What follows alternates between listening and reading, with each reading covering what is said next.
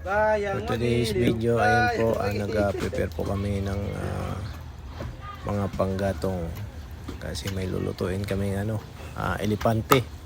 Birthday kasi ng tatay namin na si Tatay Tawi, Mandin. Ayan po.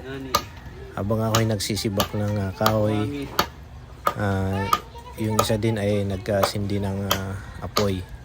Ayan po.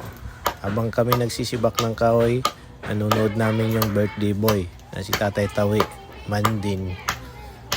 Ayan po. Abangan nyo po mamaya kung ano yung lulutuin namin. Mandin.